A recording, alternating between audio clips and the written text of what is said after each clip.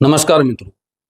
યા દેવી સર્વભૂતેષુ માતૃરૂપેણ સંસ્થિતા નમસ્તસ્યે નમસ્તસ્યે નમસ્તસ્યે નમો નમઃ. મિત્રો, આજનો વિષય ખૂબ જ ખાસ છે. આપણા કુળદેવી આપણાથી ક્યારે નારાજ થાય છે, કુળદેવીનો દોષ ક્યારે લાગે છે, સાથે આપણા કુળદેવીને પ્રસન્ન કરવા માટે શું કરવું જોઈએ. આપણા કુળદેવી આપણા પરિવારનું રક્ષણ કરનારા દેવી માનવામાં આવે છે. આપણી દરેક પ્રકારની ચિંતાઓ છે એ હરી નાખે છે. આપણા જીવનની અંદર કુળદેવી સુખ, શાંતિ, સંપત્તિ આપણે આપે છે. જ્યારે આપણા કુળદેવીને આપણે ભૂલી જઈએ ત્યારે એ જ કુળદેવી આપણાથી નારાજ થઈ શકે છે. મિત્રો, માતા પિતા એના પુત્રનું જ્યારે પોષણ કરે અને એ જ દીકરો જ્યારે માતા પિતાને મૂકી અને ચાલ્યો જાય તો શું માતા પિતા નારાજ ન થાય? એમાં આપણા કુળથી, આદિકાળથી આપણા પૂર્વજો જેની પૂજા કરતા હોય એ ભગવતીને આપણે મૂકી દઈએ, એની પૂજાને મૂકી દઈએ તો શું આપણા કુળદેવી આપણાથી નારાજ ન થાય? અને જ્યારે કુળદેવી નારાજ થાય ત્યારે આપણા જીવનમાં શું સંકેત મળે છે એ સંકેતને સમજવા ખૂબ જરૂરી છે. સૌથી પહેલું સંકેત એ મળે કે જ્યારે કુળદેવી નારાજ થાય ત્યારે ખાસ કરીને ભાઈઓ પ્રત્યે વિવાદ જાગૃત થાય. પછી સંપત્તિના હોય તોય ભલે કે એકબીજાના ધન લાભથી હોય તોય ભલે, એક ખેતીવાડી હોય એમાંથી વિવાદનું સર્જન થાય એટલે ઝઘડાઓ ચાલુ થાય. ક્યારે? જ્યારે કુળદેવની પ્રસન્નતા હટી જાય.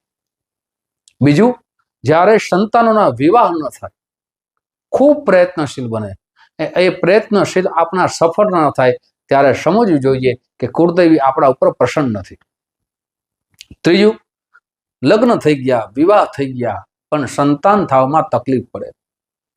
જે સંતાનો આપણા કુળને આગળ લઈ જાય એ સંતાનો થવામાં તકલીફ પડે, વિલંબ થાય ત્યારે સમજવું જોઈએ કે કુળદેવીની નારાજગી છે. આપણે કુળદેવીની ભૂલી ચૂક્યા છીએ, આપણે કુળદેવીની પૂજા નથી કરતા. ચોથું, જ્યારે ખૂબ મહેનત કરવા છતાં, ખૂબ પરિશ્રમ કરવા છતાં જે ધન આપણા જીવનમાં પ્રાપ્ત થવું જોઈએ એ ધનની પ્રાપ્તિ ન થાય ત્યારે સમજવું કે આપણા કુળદેવી આપણાથી નારાજ છે. માતા પિતા નારાજ ન થાય પણ સંકેત આપે અને એ તમને સંકેત દ્વારા સમજાવે કે આપને જો કૃપા જોતી હોય તો કુળદેવીની આરાધના કરવી જોઈએ, કુળદેવીને યાદ કરવા જોઈએ. અને આપણે પૂર્વજો શું કરતા? જ્યારે નાનો પ્રસંગ આપણી ઘરે આવતો ને ત્યારે કુળદેવીના મંદિરે છે એના દર્શન કરતા. આપણા ઘરે પુત્રનો જન્મ થાય અને એ પુત્રનો જન્મ ઉત્સવ કરવા માટે સપરિવાર સાથે કુળદેવીના દર્શને જાય, એ સંતાનને કુળદેવીના દર્શન કરાવે. આપણા ઘરે વિવાહનો પ્રસંગ હોય અને ત્યારે પણ આપણે કુળદેવીની સ્થાપના કરીએ, કુળદેવીની યાચના કરીએ, કુળદેવીને યાદ કરીએ એટલે એમના જીવનની અંદર માંગલિક પ્રસંગો વધી જાય. આપણા ઘરે કોઈ નવું મકાન ખરીદીએ અને વાસ્તુ યજ્ઞ કરીએ ત્યારે પણ કુળદેવીને યાદ કરીએ કે હા, હે માં, તારી કૃપાથી જ આવા શુભ પ્રસંગો અને અમારા જીવનમાં સંપત્તિનો વધારો થયો છે.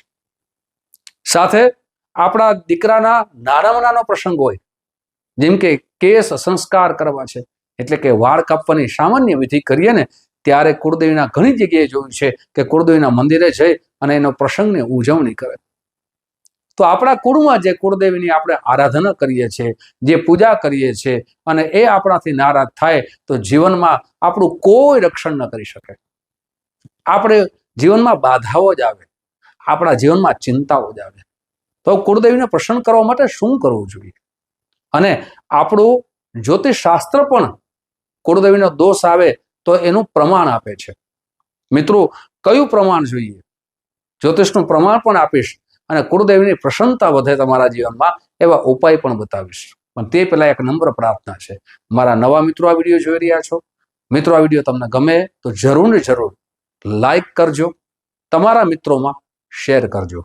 તમે મિત્રો આ વિડીયો ગમે તો જય માતાજી અવશ્ય લખજો અથવા તમારા કુળદેવીનું નામ અવશ્ય લખજો. મિત્રો, ખાસ કરીને જન્મ કુંડળીમાં નવમ ભાવ છે એ ભાગ્યનો પણ છે, યાત્રાનો છે અને આધ્યાત્મિકનો પણ છે. નવમો ભાવ છે એ ધર્મનો પણ છે. એટલે નવમો ભાવ છે એ ધર્મનો છે, એટલે આપણા કુળદેવી છે ધર્મમાં આવે. નવમો ભાવ જ્યારે દૂષિત બને ત્યારે સમજવું કે કુળદેવીનો દોષ આવે છે. આમ તો જન્મ કુંડળીમાં ઘણા પ્રકારે દોષ બતાવે છે. જ્યારે માતાના ભાવકારક ચંદ્રમા છે, ચંદ્રમા જ્યારે દૂષિત થાય ત્યારે પણ કુળદેવીનો દોષ લેખવો જોઈએ. શું કામ?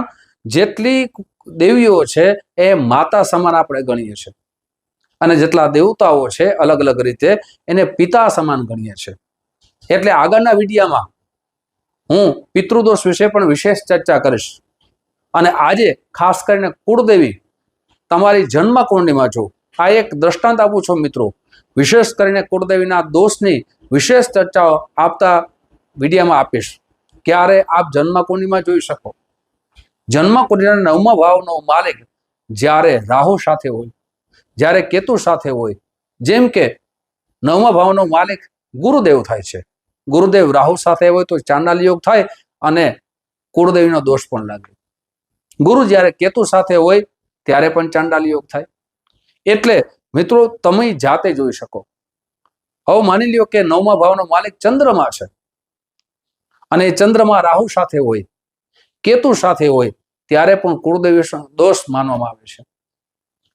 માની લ્યો કે નવમા ભાવનો માલિક છે શનિદેવ થાય છે અને શનિદેવ રાહુ સાથે છે, કેતુ સાથે છે, ત્યારે પણ કુળદેવીને દોષકારક માનવામાં આવે કે આપણા જીવનમાં દોષ છે.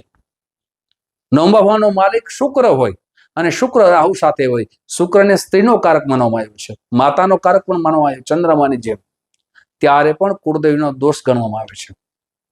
મિત્રો ઘણી જગ્યાએ એ પણ મેં જોયું છે કે કુળમાં જે કુળદેવી પૂજાતા હતા, કુળ દેવતા પૂજાતા હતા, એ અનેક સંપ્રદાયોમાં ભળી અને કુળદેવીના જે પણ મૂર્તિ કહીએ, શ્રીફળની ઘણી જગ્યાએ પૂજા થતી, એ બધા સમુદ્રમાં પધરાવી દીધા.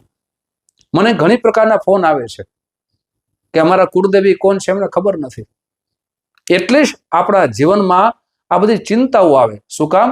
આપણા કુળની પરંપરા હતી, આપણી સંસ્કૃતિ હતી, એ આપણે ભૂલી ચૂક્યા છીએ. આપણા કુળદેવીને આપણે ધ્યાન રાખતા નથી, એટલે જ આપણા જીવનમાં દુઃખ આવે છે. હવે મિત્રો બહુ સરળ ઉપાય બતાવીશ. સૌથી પહેલા તો શાસ્ત્ર એમ કહે છે કે પ્રતિ વર્ષે, બની શકે તો પ્રતિ વર્ષે આપના કુળદેવીનું મંદિર હોય ત્યાં અવશ્ય દર્શન માટે જવું જોઈએ. 3 માસમાં, 6 માસમાં અથવા વર્ષે આખો પરિવાર સાથે જાઓ. કુળદેવીનો જો બની શકે તો યજ્ઞ કરો, આપ કુળદેવીની પૂજા કરો, કુળદેવીની નૈવેદ્ય ધરો, અને જેટલા પણ જપ થાય એ અવશ્ય ત્યાં જપ કરો. મંદિરે જવાનું કારણ એ છે મિત્રો કે કુળદેવીની આપણે આરાધના કરી શકીએ. આપણે કુળદેવી પાસે જઈને કેવલ દર્શન નથી કરવાના, સમર્પણ ભાવ અર્પણ કરવાનું છે કે હે માં, હું તારી પાસે આવ્યો છું, તું મારો સ્વીકાર કર. મિત્રો કુળદેવી આપણું રક્ષણ કરનારા દેવી માનવામાં આવે છે અને ભાગવતમાં પણ એના પુરાવા આપણા શાસ્ત્રમાં લખવામાં આવ્યા છે. હવે આ કદાચ 3 મહિને જાઓ તો બહુ સારું છે, પણ આપના કુળદેવી આપના માથે પ્રસન્ન થાય એના માટે સરળ ઉપાય બતાવું છું. જેની કુળદેવીની ખબર નથી એ નવદુર્ગાની પૂજા કરે, સાથે માં અંબાની પૂજા કરે. આપણા 3 દેવી મુખ્ય આપણા ધર્મશાસ્ત્રમાં બતાવવામાં આવ્યા છે: મહાકાલી, માં લક્ષ્મી અને માં સરસ્વતી. તેમાંથી અનેક સ્વરૂપ પ્રગટ થયા અલગ અલગ પરિવારમાં પૂજાના. હવે આપ અંબાની, નવદુર્ગાની પૂજા કરો. માની સામે આપણું મંદિર હોય એની સામે બેસી જાઓ. બહુ નાનકડો બીજ મંત્ર દુર્ગા સપ્તશતીમાં આપવામાં આવ્યો છે, એમના 1.25 લાખ જપ થાય તો ઉત્તમ છે. 1.25 લાખ જપ ન થાય તો 51,000 કરો, અને એ પણ શક્ય ન હોય તો રોજ 11 માળા કરો. કુળદેવીને માફી માંગો, હે માં, અમે તમારી પૂજા કરી શક્યા નથી. હે માં, હવે મારી ભક્તિનો સ્વીકાર કર, અમારા પરિવારનું રક્ષણ કર, અમારા જીવનના જેટલા પણ દુઃખ છે ને એ તારી કૃપાથી દૂર કર. એક વખત સમર્પણ ભાવ જાગશે અને ઉપાસના કરશો ને તો કુળદેવી તમારું અવશ્ય રક્ષણ કરશે. આપ આ બીજ મંત્ર જરૂર લખી લ્યો. ઓમ એમ રેમ ક્લીમ ચામુંડાય વિચ્ચે નમઃ. બીજ મંત્ર દેવામાં આવ્યો છે, એની જેટલી માળા થાય અવશ્ય કરો. સાથે સવાર સાંજ કુળદેવીના નામનો એક દીવો અવશ્ય આપ કરો અને મા જગદંબાને પ્રાર્થના કરો અને આપના જ્યારે પણ પૂજા કરો ને ત્યારે આપના સંતાનને બાજુમાં બેસાડો, એમને કહો કે આ તમારા કુળદેવી છે, હવે એ પરંપરા તમારે ચાલુ રાખવાની છે. આ ભગવતીની પરંપરા છે ને, એ ભગવતી આપણું કલ્યાણ કરનારી દેવી માનવામાં આવે છે. એક વખત ભગવતીને હૃદયથી યાદ કરશો તો ભગવતી એ કુળદેવી તમારું અવશ્ય રક્ષણ કરશે. પણ અન્ય જે કેવલ ને કેવલ એવા ગુરુની વાતમાં ન આવી જતા કે પોતાની જ વાત રાખે, આવા ગુરુથી દૂર રહેજો, આવા સંપ્રદાયથી દૂર રહેજો. આપણા કુળની પરંપરાને તોડી નાખે ને આવા સંપ્રદાયથી દૂર રહેવું જોઈએ, આવા ગુરુથી પણ દૂર રહેવું જોઈએ, જેનાથી આપણું અકલ્યાણ થાય, આપણા જીવનમાં ચિંતા આવે, આપણા જીવનમાં બાધાઓ આવે. આવા સંપ્રદાયથી દૂર રહેવું જોઈએ. ભગવતીને યાદ કરો, તમારી પરંપરાને સાચવો, આપણા વેદ શાસ્ત્રને આપણે ખૂબ ભાવથી માનીએ. મિત્રો, આવી જ જાણકારી તમારી સમક્ષ મૂકતો રહીશ. આપ જે પ્રેમ આપો છો એ પ્રેમ બદલ આપ સૌનો હૃદયથી ખૂબ ખૂબ આભાર વ્યક્ત કરું છું. ફરીથી મળશું. જય શ્રી કૃષ્ણ. મહાદેવ હર. જય માતાજી.